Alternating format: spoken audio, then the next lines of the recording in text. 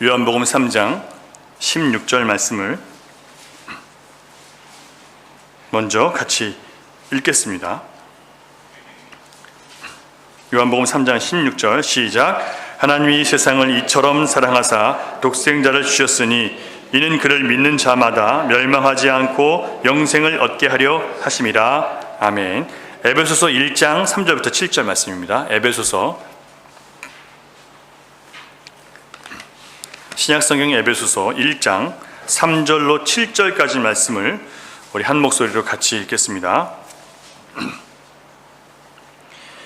찬송하리로다. 하나님 곧 우리 주 예수 그리스도의 아버지께서 그리스도 안에서 하늘에 속한 모든 신령한 복을 우리에게 주시되 곧 창세전에 그리스도 안에서 우리를 택하사 우리로 사랑 안에서 그 앞에 거룩하고 흠이 없게 하시려고 그 기쁘신 뜻대로 우리를 예정하사 예수 그리스도로 말미암아 자기의 아들들이 되게 하셨으니 이는 그가 사랑하시는 자 안에서 우리에게 거저 주시는 바 그의 은혜의 영광을 찬송하게 하려는 것이라. 우리는 그리스도 안에서 그의 은혜의 풍성함을 따라 그의 피로 말미암아 속량 곧 죄사함을 받았느니라. 아멘. 스티브 샴브린이라는 사람이 쓴 그리스도의 영적 성숙이라는 책을 보니까요, 신앙의 성장 단계 4단계에 대해서 기록을 하고 있습니다. 성경에 나온 대로 첫 번째 단계는 갓난아이, 그 다음에 어린아이, 청년, 그리고 장성한 어른, 이렇게 4단계로 나누고 있는데, 여러분, 한 아이가 태어나서 성장하려면 부모님의 무한한 사랑과 희생과 기다림을 통해서 아이가 건강하게 자라날 수 있어요.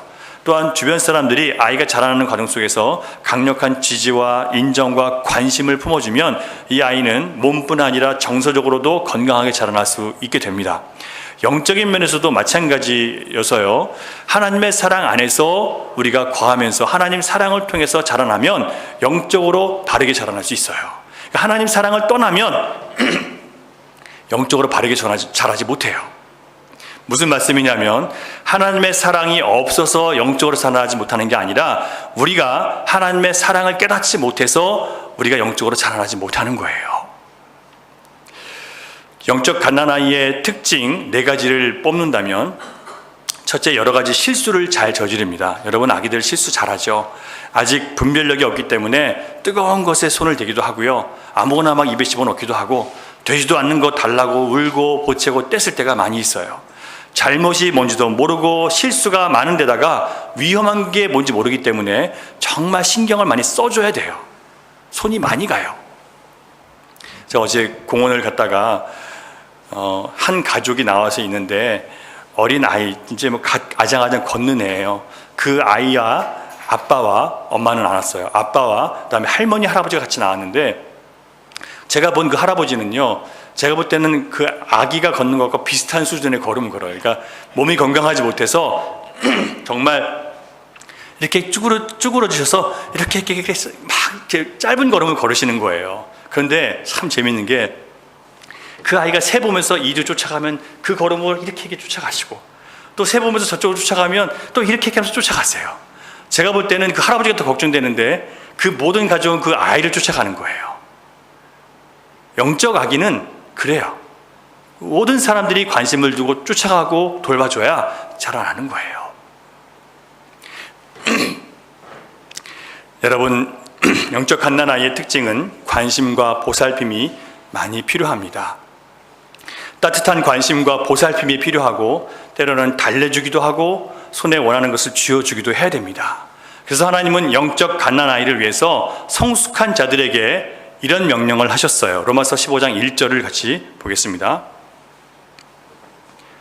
시작. 믿음이 강한 우리는 마땅히 믿음이 약한 자의 약점을 담당하고 자기를 기쁘게 하지 아니할 것이라. 자, 자기를 기쁘게 하는 사람은 믿음이 어떤 사람이에요? 아직 영적 유아 단계에 있는 사람이에요.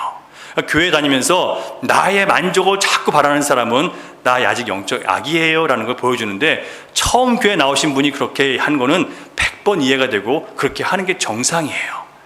10수년을 다녀도 그렇다면 이건 심각한 문제가 있는 거예요. 자, 그래서 믿음이 강한 자는 믿음이 없어서 아직 약해서 자기를 기쁘게 하는 연약한 자의 것을 담당해 줘야 돼요. 그래서 많이 견디고 참아야 돼요.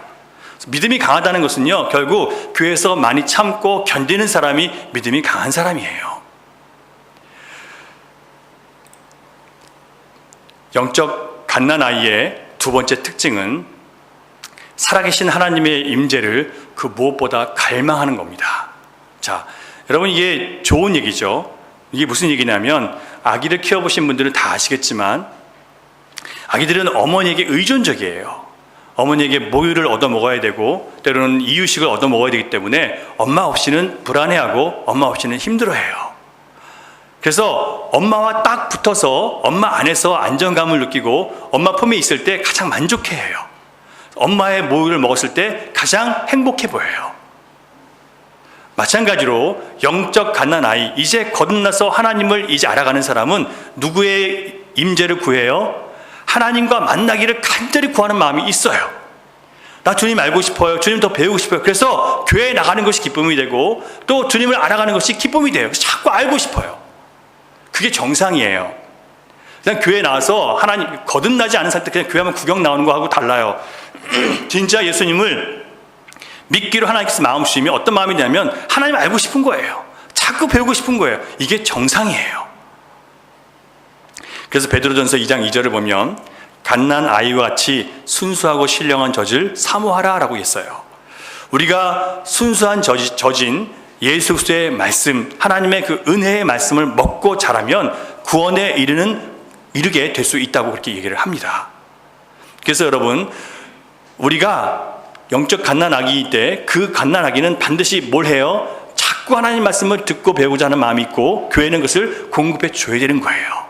여러분, 먼저 믿은 사람들이 간 믿은 사람들에게 그걸 공급해 주는 일들을 하는 게 제대로 된 교회예요. 세 번째, 갓난아기의 특징은 불안정한 모습을 자꾸 보여줘요. 일단 감정 기복이 심하고 절제하거나 참지 못해요. 빨리 안 주면 안 준다고 막 떼쓰고 울죠. 그리고 좋았다 나빴다 어디다 기분을 맞춰줄지 몰라요. 영적 아기들 역시 아직 이 말씀으로 견고한 기초가 세워지지 않았기 때문에 영적인 것을 찾아서 이리저리 돌아다니는 경향이 있어요. 이런 성향 때문에 한 가지 일에 헌신하는 것이 매우 어렵습니다.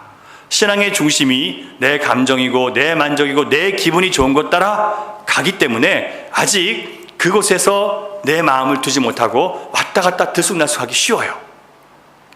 이처럼 영적 정체성이 부족한 상태에서, 그러니까 신앙의 기초가 제대로 쌓여지지 않은 상태에서 자꾸 교회에서 정말 잘하는 사람, 칭찬받는 사람들을 쫓아가려고 모방하다 보면 어떤 일이 벌어지냐면 내가 번아웃 해버려요. 내가 할 수 없는 수준의 것을 하기 때문에 내가 지쳐버리는 거예요. 여러분, 그래서 교회 나와서 처음 나와서 막 은혜 받은 사람들이 나 더 하고 싶어요, 이것도 하고 싶어요, 이것저것 하다가 어떻게 돼요? 다 그냥 실족해버리는 거예요. 끝까지 못 가요. 반드시 실족해요. 왜냐하면 그가 할 수 있는 그 일을 하려면 그만큼 내가 단련이 돼야 되고 상처를 견딜 수 있는 힘이 생겨야 되고 그 서러움을 견딜 수 있는 능력이 그 안에서 생겨야 돼요. 그게 없이 하기 때문에 못 감당하는 거예요. 네 번째로 영적 아기는 질병에 잘 걸립니다. 아기들은 어느 정도 성장할 때까지 볼거리, 홍역, 수두 같은 것들을 앓기 쉽습니다. 지금이야 예방주사를 맞으니까 잘 걸리지 않지만 저도 어렸을 때 수두 걸려 본 적이 있거든요.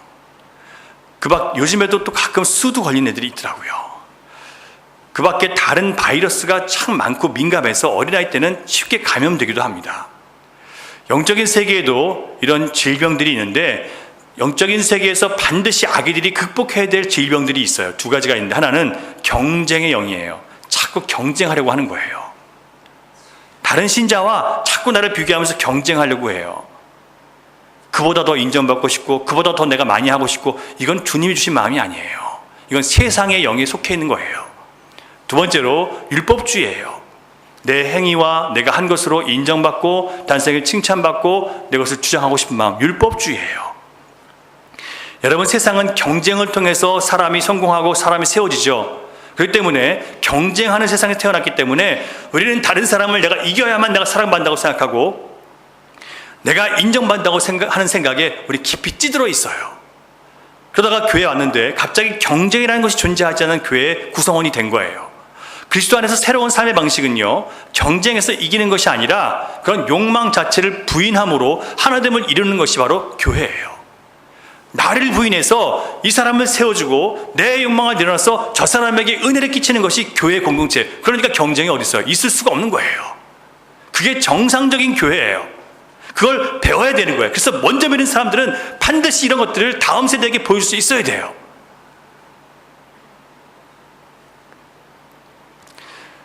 이처럼 신자의 삶은요, 받기보다 주는 것을 기뻐하고 높아지는 것보다 낮은 것을 기뻐하고 웃고 떠드는 것보다 우는 자와 함께 하는 것, 함께 울어주는 것, 함께 그를 붙잡고 같이 울어주는 그런 사람이 교회에서는 칭찬받는 거예요. 그걸 배워야 돼요, 교회에서요. 교회에 왔다고 해서 구원받았다 천국 가는 게 아니라 이제부터 열심히 예수 그리스도를 따라가는 법을 배우셔야 되는 거예요. 교회는 사람의 수고와 노력이 인정받는 곳이 아니라 그 수고와 노력을 하면서 사람이 칭찬받는 게 아니라 그 안에서 하나님이 하신 일을 얼마나 내가 많이 발견하고 얼마나 내가 하나님께 감사하고 있는가, 그걸 통해서 그 사람의 신앙의 진정성이 평가되는 거예요. 이게 무슨 말씀인지 여러분 잘 이해를 하셔야 돼요. 여러분들이 얼마나 많은 일에 사람들이 인정받고 칭찬받아, 그거 중요하지 않아요. 그럼에도 불구하고 그 삶에서 자기를 드러내는 게 아니라 이 모든 것이 하나님의 은혜인 것을 알고 묵묵히 주님의 일을 감당할 때 그 사람의 신앙의 진정성이 거기서 평가되는 거예요. 많은 걸 했다고 인정받는 게 아니에요. 교회는 얼마나 자신에게 희망을 가졌느냐, 나는 이런 사람이야, 나는 걱정 없어, 이런 것으로 그 사람이 인정받는 것이 아니에요. 저는 제가 제일 싫어하는 말들이 뭐냐면, 나는 이제 먹고 살 걱정 없어. 자식들 다 자기가 다 하고 나 다 이제 죽을 때까지 먹고 살고 있어. 저는 이런 얘기하는 걸 제일 싫어해요. 왜냐하면 그 사람 뭘 의지하는 거예요? 자기 물질 의지하는 거 아니에요. 그렇다고 살아요? 은혜 없이는 못 살아요, 사람은요. 껍데기 붙들고 나는 걱정 없다고요? 걱정할 일 주님이 만들어 주실 거예요, 그러면요. 그런 얘기 하는 거 아니에요.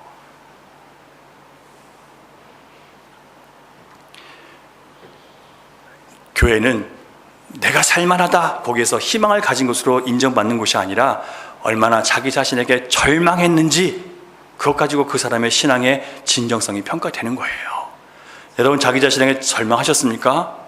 다 주님 따르고 싶은데 안 되는 거, 주님의 성품을 너무나도 안 닮아 있는 내 모습, 너무나 완악하고 이기적이고 교만한 내 모습, 그걸 볼 때마다 가슴을 치고 주님 나 이렇게 살고 싶지 않은데 내가 왜 이럽니까 주님? 그런 절망이 그 사람이 주님 앞에 서 있다는 증거가 되는 거예요. 그러므로 이런 새로운 삶의 개념을 영적 아기가 받아들이려면 많이 힘들잖아요. 그래서 먼저 믿는 사람들이 그렇게 살아가는 모습들을 보여줘야 되는 거예요. 많은 영적 아기들의 특징인 자기 행위나 열심과 노력으로 자신의 의를 삼고자 하는 율법주의, 진짜 벗어나기 힘든 지독한 열병과 같아요. 진짜 율법주의 벗어나기 쉽지 않아요. 그래서 성도들끼리 서로 경쟁하고 시기하고 질투하면서 내가 한 것이 더 커 보이고, 그래서 내가 어떤 자리에 누가 얘기해도 당신은 그런 자리에 들어갈 만한 사람이야, 이런 인정을 받고 싶은 거예요. 여러분, 자기가 한 일 알아주지 않는다고 서운해하고 분노하는 것, 율법주의적인 신앙 태도 때문에 생기는 현상이에요. 자기를 알아달라고 하고 나에게 고마워라고 하는 사람들, 아무리 겉보기에 선한 일처럼 보이는 일을 한다 할지라도 그게 하나님의 영광을 위해서 한 거예요? 아니죠. 하나님 영광을 위해서 한 게 아니에요. 사람 사랑해서 한 거예요? 아니에요. 왜냐하면 자기를 알아달라고 했기 때문에 서운하고 나에게 고마워하라고 얘기를 하는 거예요. 이건 하나님이 받으시는 재물이 아니에요. 받으시는 헌신도 아니에요. 그래놓고 나는 했다고 큰 소리 치는 거예요. 이 율법주의는 교회 안에 항상 있어요. 그래서 설교를 들을 때마다 여러분 이걸 내쫓으셔야 돼요. 내 안에 공로의식, 내가 주님께 받은 은혜보다 내가 한 일이 더 커 보이면, 내가 교회에서 헌신한 게 더 커 보이면 여러분 아직도 하나님의 사랑의 깊이를 온전히 못 깨달은 거예요. 그 누구도 하나님이 하신 일보다, 하나님이 예수 그리스도 안에서 하신 일보다 우리가 더 많은 일을 한 사람이 있을 수 없어요. 근데 어디서 내가 했노라라고 얘기할 수 있냔 말이에요. 그래서 주님은 오늘도 우리에게 하나님의 사랑이 무엇인지를 분명하게 알려주실 것입니다.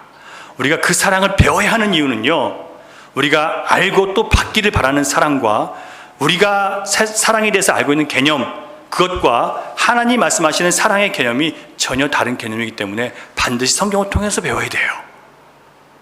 우리는 주로 사랑을 뭐라고 생각해요? 하나님이 내가 원하는 걸 잘 해주시고 내 사정을 잘 봐주시고 내 편의를 잘 봐주시는 걸 하나님 사랑이라고 생각하죠. 그건 하나님의 사랑이 아니에요. 요한복음 3장 16절을 같이 보겠습니다. 같이 한번 읽겠습니다. 요한복음 3장 16절, 하나님의 사랑이 뭔지를 같이 봅니다. 시작. 하나님이 세상을 이처럼 사랑하사 독생자를 주셨으니 이는 그를 믿는 자마다 멸망하지 않고 영생을 얻게 하려 하심이라. 여러분, 하나님이 세상을 이처럼 사랑했다고 하셨죠? 그게 얼만큼이에요? 어느 만큼? 독생자를 내어주실 만큼 사랑하셨대요. 자, 하나님의 사랑의 극치는, 절정은 아들을 내어주신 것이 하나님의 사랑의 절정이에요. 우리가 원하는 것을 해주는 것이 하나님의 사랑이 아니라 하나님께서 우리는 뭐가 필요한지도 모르는 존재들인데 우리에게 정말 필요한 것이 뭔지를 하나님이 아셔서 바로 아들을 우리에게 주신 거예요. 그래서 여러분, 우리가 하나님의 사랑은 내가 원하는 것을 얻는 게 아니라 하나님이 아들을 내어주신 그 예수 그리스도를 내가 아는 것을 사랑으로 알지 못하면 우리는 계속해서 헛다리 짚고 가는 거예요. 주님, 왜 날 사랑 안 해주세요? 아니, 이미 아들을 주셨는데 무슨 사랑을 달라는 거예요? 사랑의 극치인 아들을 내어주셨는데 뭔 사랑을 더 달라는 거예요? 그 안에 모든 게 다 들어있다는데 이렇게 미련하게 신앙생활을 하는 거예요. 뭐가 없어서요? 그리스도의 사랑, 하나님의 완전한 사랑을 모르고 엉뚱한 데서 사랑을 찾는 거예요. 왜 그래요? 사랑의 개념이 세상적이기 때문에 그런 거예요. 애들이 그러잖아요. 자기들이 해달라는 거 안 해주면 이것도 안 해주고 저것도 안 해줄 거면 나를 왜 낳았어? 나 사랑하는 거 맞냐고. 저희 아들은 그런 얘기 안 하는데 저희 딸이 그런 얘기 하더라고요. 이것도 안 해줄 거면 나 왜 낳냐고. 할 말이 없더라고요. 여러분, 하나님은 이미 주셨어요. 독생자를 통해서 사랑의 극치를 이미 주셨어요. 그걸 사랑으로 아는 사람은 다른 것들 때문에 연연해 하지 않아요. 하나님이 우리를 사랑해서 주신 것은 부도 아니고 명예도 아니고 건강도 아니에요. 그건 여러분, 열심히 일한 사람, 예수 안 믿고도 부해질 수 있고요. 열심히 공부해서 열심히 노력한 사람 명예 얻을 수 있어요. 열심히 운동해서 건강한 사람 많아요. 예수 안 믿고도요. 단 우리가 예수를 믿고 정직하고 이렇게 살다 보니까 사람들에게 인정을 받을 수 있어요. 칭찬받아요. 주님이 우리가 선하게 사는 것에 대해서 갚아주셔서 우리가 이런저런 세상적인 복을 얻을 수 있어요. 하지만 그거는 껍데기예요. 진정한 복은요, 우리가 하나님을 믿기 때문에 진실하고 정직하게 하나님 바라고 살 수 있는 것 자체가 복이에요. 뭘 가진 게 복이 아니라니까요. 주님 의식하며 살아가기 때문에 절망 속에서도 기쁨을 찾고 또 아무것도 없는 가운데서 소명을 받고 하나님 바라볼 수 있는 게, 그게 여러분 복받은 거예요. 여러분, 하나님은 아들을 내어주실 만큼 사랑하셨다고 말씀하셨습니다. 그 사랑, 바로 독생자 예수 그리스도가 하나님이 우리에게 주신 사랑이라는 것을 여러분 믿으시기 바랍니다. 그래서 여러분, 하나님이 나를 사랑하신다 안 사랑하신다 할 때 내가 무엇을 받았다 안 받았다, 현실적인 도움이 있다 없다, 나에게 뭘 줬다 안 줬다, 이걸 판단할 수 있어요 없어요? 아니에요. 예수 그리스도를 믿고 내가 그 사랑 안에 거하는지, 오늘도 내가 주님을 품고 주님 안에 살아가는지, 이게 제일 중요한 거예요. 여러분들 예수님 안에 거하십니까? 그 사랑의 크기를 여러분 느끼십니까? 또 주님 앞에 서보니까 내가 잘못한 것밖에 기억이 안 납니까? 또 회개하고 주님의 용서를 여러분 받으십니까? 그게 여러분은 주님의 사랑을 받는 거예요.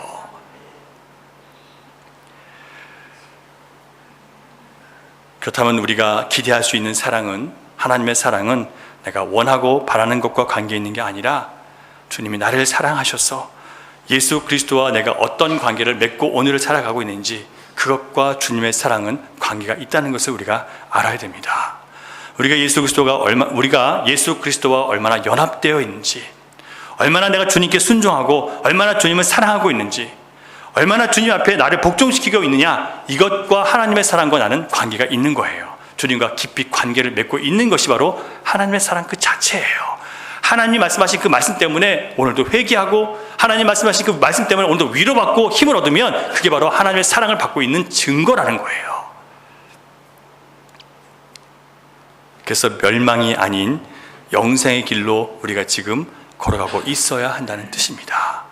여러분, 아들을 믿으면요, 우리는 이제 멸망의 길이 아닌 영생의 길로 걸어가는 선택을 하고 살아가는 거예요. 주님이 기뻐하시는 것은 내려놓고 주님이 기뻐하시를 내가 쫓아가는 거예요. 바라보는 거예요. 힘들지만 노력해 보는 거예요. 잘 안 되지만 또 기도하면서 엎드려서 주님이 원하시는 길로 나아가는 거예요. 이처럼 우리가 하나님의 사랑에서 나오는 복이 무엇인지를 제대로 알지 못하면서 예수를 믿으면 그건 믿어도 믿는 게 사실은 아니에요. 오늘날 예수를 믿는다고 하는 많은 사람들이 여전히 세상 사랑하고 돈을 사랑하고 자기를 사랑하고 절제하지 못하고 교만하고 서로 비방하고 편당 만들고 서로 무시하고 조롱하고 주님의 머리 되심을 비웃는 것처럼 자기 멋대로 살아갑니다. 이건 비극이고 수치예요. 오늘날의 신자들 중 많은 사람들이 자신이 하나님의 기쁨이 아니라 부끄러움으로 지금 살아가고 있음에도 불구하고 그것조차 모르거나 알아도 인정하지 않아요. 영적으로 눈이 감긴 거예요. 그들에게 남은 거는 사람 막대기와 인생 책찍밖에 없어요. 사람을 통해서 계속 시련을 당하거나 인생의 고통을 통해서 돌이키게 하는 방법밖에 없어요. 그게 축복이에요.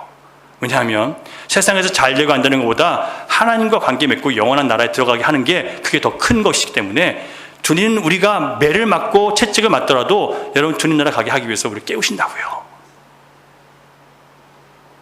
목사님이 재수없게 저주를 하나 그렇게 생각할 수도 있어요. 저주가 아니라 여러분 우리를 깨우는 거예요. 이게요. 여러분, 사도 바울은 에베소서 1장에서 구체적으로 하나님께서 인간을 사랑하셔서 주시는 복이 무엇인지를 가르쳐주고 있습니다. 우리가 이 사랑을 정확하게 알면 살면서 불평보다 감사가 나오고요, 원망하는 말보다는 소망의 말이 더 나올 수 있어요. 그 거룩하고 완전한 사랑 앞에서 자꾸 내 허물과 내 죄가 자꾸 보여요. 내가 잘한 게 보이는 게 아니라 주님의 십자가 앞에 서면요, 그 사랑 앞에 서면 내가 잘못한 것밖에 안 보여요. 그래서 입을 다물 수밖에 없어요. 하나님을 경외하고 그 은혜를 깨달으면 깨달을수록 여러분 주님을 높이는 것 말고는, 감사하는 것 말고는 함부로 말을 할 수가 없게 되는 게 정상적인 신앙의 과정이에요. 여러분, 그래서 믿음이 자라는 사람들 보면요, 자꾸 개인적인 말보다는 무슨 얘기를 많이 해요? 은혜 받은 얘기, 하나님 말씀의 얘기, 내가 깨우치고 깨달은 얘기, 그걸 많이 해요. 그게 그 사람이 신앙이 지금 정상적으로 가고 있다는 뜻이에요. 저는 우리 교회가 그런 변화가 있는 게 너무 감사해요. 전에 그게 안 됐거든요. 모이면 그냥 세상 얘기였어요. 제가 제일 싫어하는 게 세상 얘기하는 거거든요, 교회 안에서. 제일 싫어하는 것 중에 더 싫어하는 게 교회 와서 자기 자식 자랑하는 거, 자기 가진 거 자랑하는 거, 제일 싫어하는 것 중에 더 싫어하는 거예요. 교회는 주님 자랑하는 곳이에요. 주님이 하신 일들을 감사함으로 나누는 곳이에요. 그래서 잠언 13장 3절을 보면 입을 지키는 자는 자기의 생명을 보존하나 입술을 크게 벌리는 자에게는 멸망이 오느니라 라고 했습니다. 여러분, 하나님은 우리의 입술의 말을 들으세요. 그러므로 입을 지켜서 내 입의 말이 하나님의 영광을 위해서 사용되도록 하고 내 더러운 마음을 쏟아내는 도구로 쓰이지 않도록 여러분 기도하면서 가셔야 돼요. 이게 쉽게 안 돼요. 왕년에 욕 좀 해본 사람은 이게 또 확 나오거든요. 욕이 튀어나오게 되어 있어요. 그럴 때마다 여러분 깜짝깜짝 놀라야 돼요. 아직도 내 입에서 이런 욕이 나오는구나. 한 입에서, 하나님을 찬양하는 입에서 한 입에서 어떻게 더러운 말이 나오냐 좀 책망하시거든요. 내가 아직도 그렇다면 거기에서 여러분 정말 회개하셔야 돼요. 그리고 여러분 내 입술에 파수꾼을 주셔서 내 입의 말이 하나님께 영광이 되는 말로 하나님의 거룩한 도구로 쓰임받게 해달라고 기도하면서 가셔야 돼요. 그런 노력을 하는 게 신앙이에요.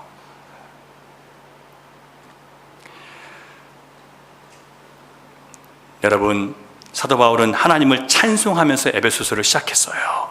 그 이유는 하나님께서 아들 안에서 하늘에 속한 모든 신령한 복을 우리에게 주셨기 때문에 하나님께 찬양을 먼저 하게 되는 거예요.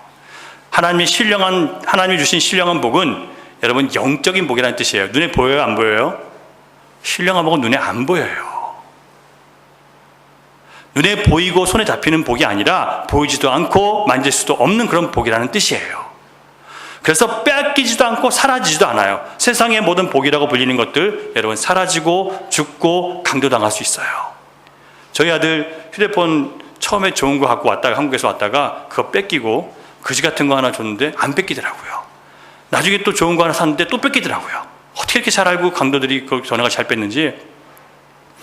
좋은 거 있으면 어떻게 돼요? 뺏겨요. 세상은 그래요. 여러분들이 많이 행복해 보이고 세상에서 다른 사람한테 떵떵거리고 살아가면 언젠가 그것을 빼앗고 여러분 노려서 와서 속이는 강도들이 있어요. 그리고 친한 척하고 와가지고 여러분 물질만 쏙쏙 빼먹는 사람도 있어요. 내가 뭘 의지하기 때문에 물질을 의지하면 다 사라지게 되어 있어요. 자식을 의지하면 하나님이 자식을 의지하는 내 마음을 또 치세요. 부부가 서로 의지해서 주님보다 부부 사이가 더 좋으면 그것도 하나님 또 경계시키세요. 왜냐하면 왜냐하면 부부 사이는 예수 그리스도와 교회의 관계를 깨닫게 하기 위한 관계일 뿐이지 그 부부 자체에 그래서 얘가 부부 관계 속에서 예수님을 만나지 못하면 안 되는 거예요. 남편은 아내를 위해서 죽기까지 자기를 희생시키는 거예요. 주님이 교회를 위해서 죽기까지 자기를 내어주신 것처럼 남편은 그 일을 하는 거예요. 그러면서 아내에게 뭘 보여주냐면 하나님께서 보내신 예수 그리스도의 모습을 나를 통해서 내 아내에서 가정에서 그걸 이루게 하시는 거예요. 남편은 교회는 주님을 어떻게 해야 돼요? 주님에게 순종해야 되죠. 공경해야 돼요. 아내는 남편에게 하나님 앞에 정말 아내를 사랑하고 헌신을 다하는 남편을 존경하고 공경하게 되어 있어요. 그렇게 함으로 완전한 가정을 이루는 거예요. 부부는 그렇게 하기 위해서 주어진 제도이지 자기들끼리 좋으라고 준 부부가 아니에요. 그래서 하나님은 또한 때로 그런 것들을 깨우치기 위해서 떨어지게 하기도 하세요. 그래서 세상의 모든 것들은요, 한마디로 다 사라지고 빼앗길 수 있다는 얘기를 하는 거예요. 세상에서 내가 복이라고 하는 것들은요. 그런데 여러분, 예수 그리스도가 우리에게 주신 복이라면 예수 그리스도를 여러분 빼앗길 수 있어요, 없어요? 예수님 빼앗길 수 있습니까, 없습니까? 우리 안에는 예수님 뺏길 수 있어요, 없어요? 내가 예수님 내쫓지 않고는 빼앗기지 않아요. 내가 주님 거부하지 않고는 나의 안에 계신 주님은 강도도 빼앗을 수 없고요. 어떤 인간도 내 안에 있는 예수님을 빼앗을 수 없어요. 주님이 아버지 하나님께서 주시는 복은 그런 복이에요. 빼앗기지 않는 복. 어제 중앙경로대학에서 설교를 하게 돼서 설교를 끝나고 예배 후에 다과를 하는 자리에서 중앙교회 장로님 한 분이 이렇게 여러 가지 칭찬을 좀 해주시면서 우리 작은 교회가 열심히 섬겨 주셔서 너무 감사하다는 말씀을 해주시더라고요. 그러면서 교회가 주신 물질을 하나님 기뻐하신 일에 쓰지 않으면 다 날아가더라 이런 말씀을 하시더라고요. 중앙교회가 갈라지기 전에 160만 불이 있었대요, 재정이. 그런데 지금은 교회 갈라지고 나서 교회 운영 자체가 힘들다 이런 말씀을 하시더라고요. 그런데 지금도 어렵지만 하나님께서 가게 하신대요. 그게 너무 큰 은혜래요. 그러면서 우리 교회가 그렇게 하나님이 주신 물질을 주님 앞에서 쓰려고 하는 모습 때문에 자기들은 감동받았다고 말씀하시더라고요. 여러분, 그러면서 장로님 뭐라고 하시냐면요, 우리가 정말 하나님 기뻐하신 일에서 돈을 썼으면 그런 일이 벌어지지 않았을 거예요. 돈이 있으니까 다들 그냥 우리 교회는 괜찮고 든든한 교회다고 생각했다는 거예요. 그래서 정말 기도하고 정말 하나님께서 기뻐하신 일을 하지 않고 쌓여가는 이 잔고 그것만 바라보면서 든든했던 거예요. 그러니까 기도하게 하시는 거죠. 그 기도의 교훈을 다 잃고 나서 기도하게 하시는 거예요. 그리고 지금은 물질이 없어도, 그게 없어도 하나님이 하신다는 것을 깨닫게 하시는 거예요. 그게 진짜 교회예요, 여러분.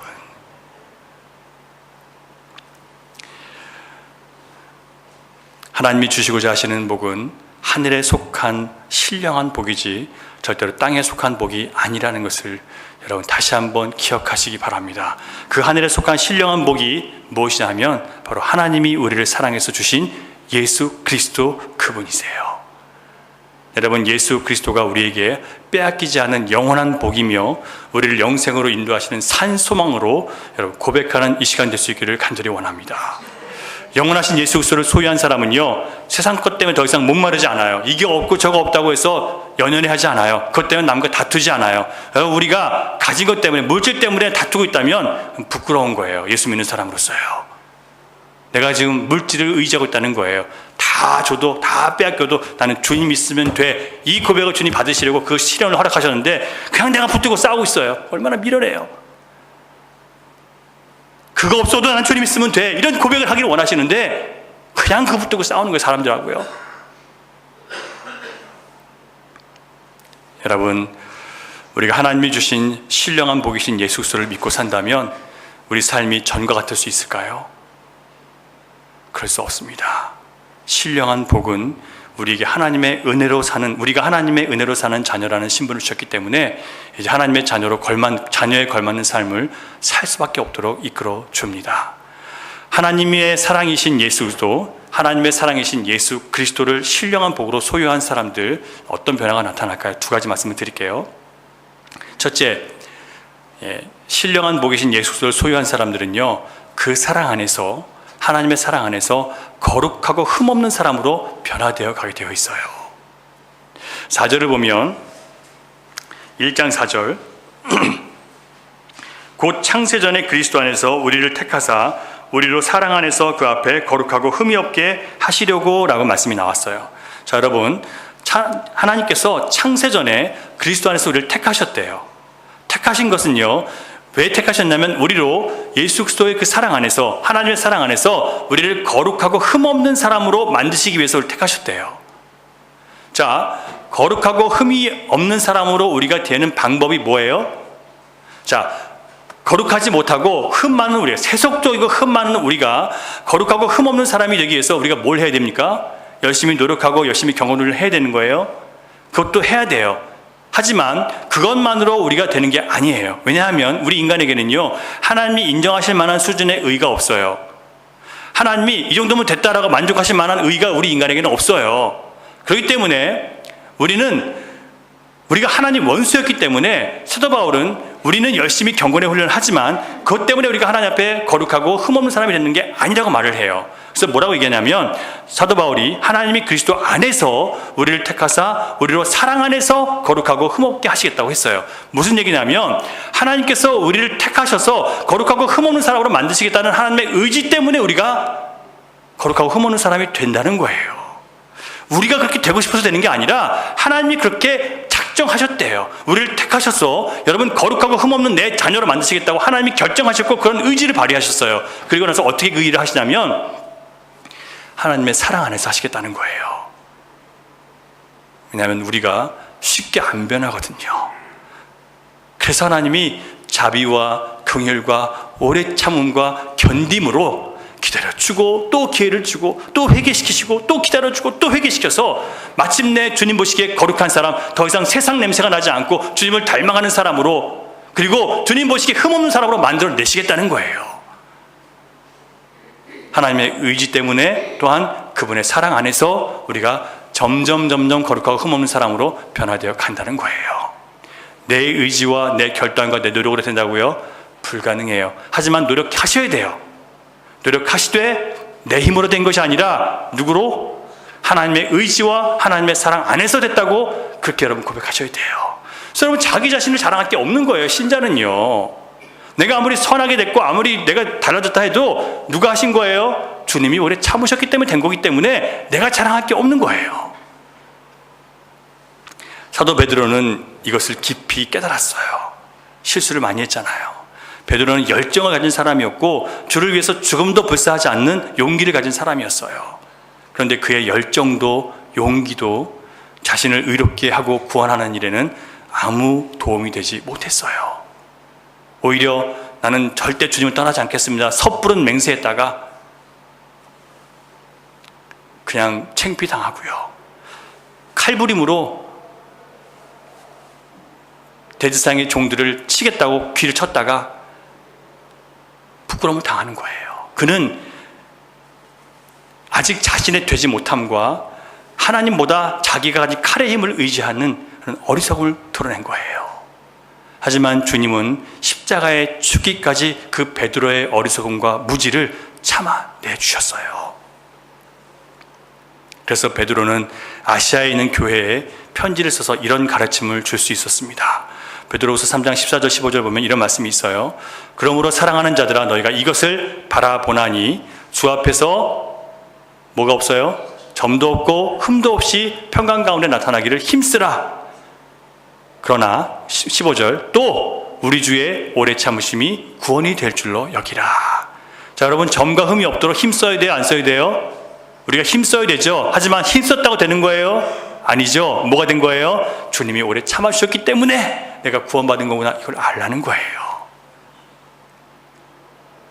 이게 하나님의 오래 참으시는 사랑을 바르게 깨닫는 거예요. 내가 자랑할 게 뭐가 있습니까, 여러분? 허물과 죄 지은 것밖에 없어요. 주님 기쁘시게 한 것보다 주님 부끄러움으로 살아왔어요. 그래서 주님이 견뎌주시고 기다려주시고 참아주셨어요. 소리가 여기까지 온 거예요.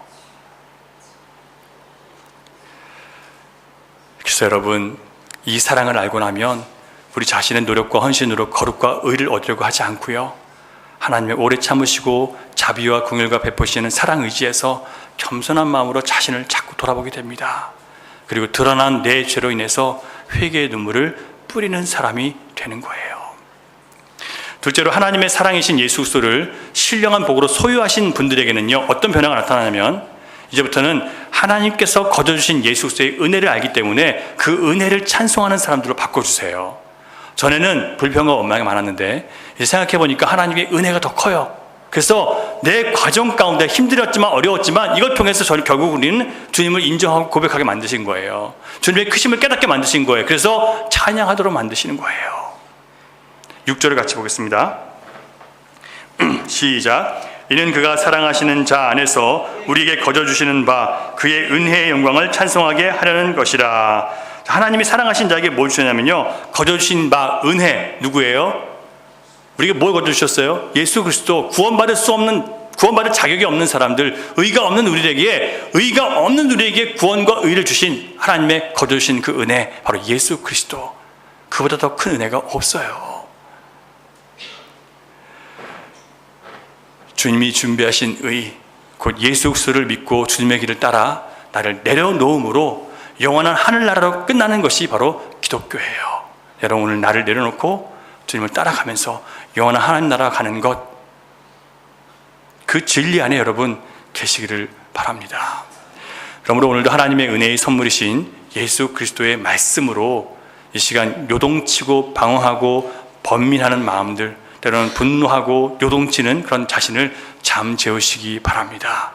여러분, 우리에게 주어진 모든 복의 근원은 용서받을 수 없는 우리를 용서하신 하나님의 은혜이고 하나님의 원수였던 우리를 사랑하신 하나님의 은혜 때문이라는 것을 다시 한번 여러분 기억하시기 바랍니다. 그 은혜는 자격 없는 우리에게 주어졌어요. 그래서 사도 요한은 이렇게 고백해요. 하나님의 사랑이 무엇인지 정확하게 그가 정의하는데, 사랑은 여기 있으니 너희가 먼저 하나님 사랑한 것이 아니라 하나님이 너희를 사랑하사 그 아들을 화목제물로 너에게 주신 것이다, 이렇게 얘기해요. 하나님의 사랑은요, 우리가 원하는 그 어떤 것도 아니라 누구예요? 아들, 화목제물로 주신 그 아들, 그분이 바로 하나님의 사랑이라는 거예요. 그 사랑을 소유하면 다 가진 사람으로 자신이 드러날 수 있어요. 그 사랑 안에 거하면 더 이상 구할 것이 없어져요. 진짜 그럴까요? 네, 그래요. 그냥 주님 사랑 안에서 내가 좀 더 주님 닮아갈 수 있게 해주십시오. 그거밖에 할 말이 없어요. 여러분, 사도 요한이 우리를 사랑하사 화목제물로 아들을 내어주셨다고 말씀했습니다. 여러분, 그 사랑에 다 있으십니까? 그 사랑이신 예수 그리스도와 관계를 맺고 그 사랑에 여러분 잇대어 살고 계십니까? 그 사랑 안에서 한 주간 사셨습니까? 전원이 끊긴 냉장고에 음식을 넣어두면 썩어서 냄새가 나게 됩니다. 신자가 하나님과의 관계가 끊어지면, 그리스도의 은혜가 떨어지면 불신자보다 더 썩은 냄새를 풍기게 되어 있어요. 하나님과의 관계가 끊어진 사람, 절대로 자기를 희생해서 다른 형제자매를 살릴 수가 없습니다. 아니, 자기 가족도 구원하지 못해요. 우리 안에 말씀이 끊어지고 기도가 끊어지면 우리는 하나님의 사랑 안에서 거룩하고 흠없는 삶의 변화를 이룰 수도 없고 은혜를 찬양할 그런 기쁨도 우리 안에 없어요. 여러분, 한 주간 동안 어떻게 사셨습니까? 하나님의 사랑 안에서 사셨습니까? 하나님의 자녀답게 주님의 거룩하심을 나타내며 사셨습니까? 그렇지 않았다면 여러분, 회개하시기 바랍니다. 회개는 우리에게 주어진 가장 큰 은혜의 수단이에요. 다시 설 수 있는 방법이 회개예요. 제가 여러분에게 자꾸 죄를 드러나게 하는 것은요, 여러분, 회개함으로 주님과 평화로운 관계 안에 들어가라고 말씀드리는 거지, 여러분 괴롭히려고 그러는 거 아니에요. 그래야 여러분 더 깊이 주님과 관계 맺고 사람이 다르게 보일 수 있기 때문에 그래요. 전에 원수처럼 보였던 사람이 불쌍하고 안타깝게 보이고 사랑할 수밖에 없고 내 사랑이 필요한 사람을 보이는 거예요. 회개만이 그 일을 만들어낼 수 있어요. 반면에 여러분, 비록 인생이 힘들고 감당하기 힘든 만큼 어려워도 하나님이 예수 그리스도 안에서 주신 사랑 힘입어 견뎌내셨습니까? 그렇다면 여러분, 하나님을 찬양하십시오. 여러분, 힘든 가운데 주님을 찬양할 수 있게 하시고 고난과 절망 가운데 찬양할 수 있게 하신 것은 주님의 은혜밖에 없어요. 기쁘고 좋을 때는 누구나 찬양하고 신나게 노래할 수 있어요. 하지만 사랑하는 사람, 의지하던 사람을 잃고 그럼에도 불구하고 천국의 소망을 두고 마음에서 나오는 감사의 찬양을 할 수 있는 것은 그리스도의 은혜의 영광스러움을 아는 사람만 할 수 있는 거예요. 여러분, 그 은혜의 영광을 알고 어떤 상황 가운데서도 주님 안에서 찬양을 빼앗기지 않는 여러분 되시기를 주님의 이름으로 축원합니다. 하나님의 사랑이신 예수 그리스도를 영접하셨다면 이제 하나님께 내 기쁨, 내 소원, 내 만족, 내 건강 이거 달라고 떼쓰고 부르짖는 것 멈추시고요, 내가 좀 더 주님을 닮아서 거룩한 사람 되고 싶어요. 내가 주님께서 나에게 말씀하신 것처럼 흠 없는 자로 드러나고 싶어요. 주님 말씀에 합당한 사람으로 살고 싶어요. 좀 더 정직하고 의로운 사람으로 드러나고 싶어요. 좀 더 예수 그리스도를 닮은 사람으로 내가 나타나기를 원해요. 이런 기도를 하시기를 주님의 이름으로 부탁드리겠습니다. 그게 주님이 기뻐하시는 진짜 기도예요.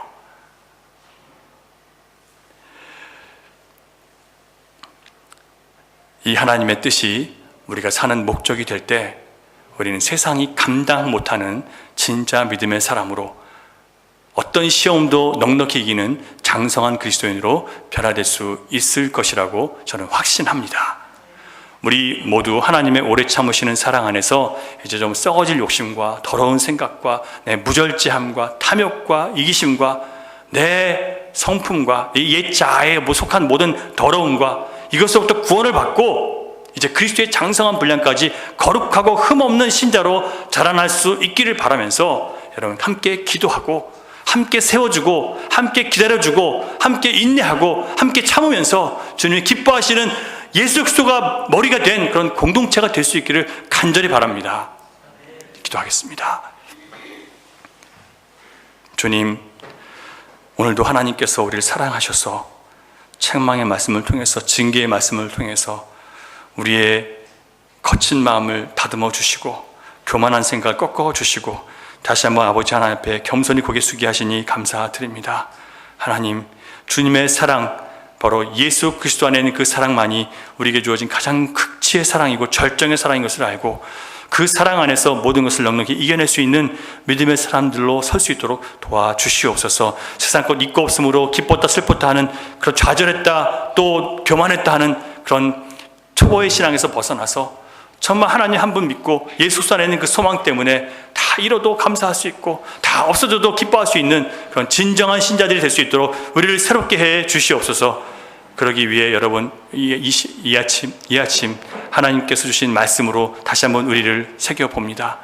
하나님, 주님의 사랑 안에서 우리 기다려주시고 인내하시는 그 사랑 안에서 거룩하고 흠없는 사람으로 변화되기를 원합니다. 하나님, 주께서 우리에게 그렇게 의지로 작정하시고 말씀하셨사오니 주님의 작정과 의지로 인해서 하나님 사랑 안에서 반드시 그렇게 될 줄 믿고 저희들 끝까지 그 길을 걸어갈 수 있도록 도와주시옵소서. 그 소망을 버리지 않게 해주시옵소서. 무엇보다 우리에게 신령한 복을 주신, 거저 주신 그 하나님의 은혜, 예수 그리스도를 알고 그 은혜 안에서 찬양하는 법을 배우는 주님의 종들 될 수 있도록 축복해 주시옵소서. 믿사오며 예수님 이름으로 기도하옵나이다. 아멘.